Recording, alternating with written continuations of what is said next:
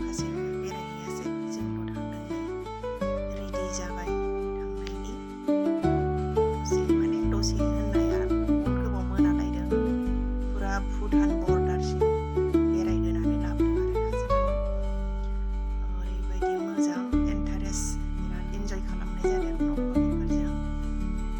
ओरैबायदि मोजां मोनदों आरोना आङो गोसोआव आं थांफेरनाय जायगा नङामोन आरो बियो बहुद गोबावनि उनाव आं थांनो मोनदों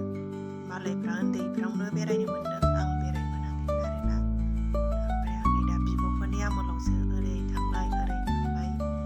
बेरायलाबायनो मोनदों आरो जेराव मेरावनो ओमफ्राय आङो भिडिअफोरखौ मोजाङै बानायनो रोङा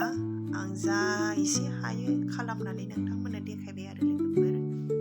एसे बुहुद भुल जादोंबा निमाहा होदो नैबे गेटजोंनो फार्स्ट टाइम हाबदों ओमफ्राय बिनिफ्राय ओरैबायदि गुवार फोथार दङ बेवहाय सब जुनारखौ नुजोबबोदों आरो जोङो माखासे आङो भिडिअआव लानाय जायासै मानो होनोबा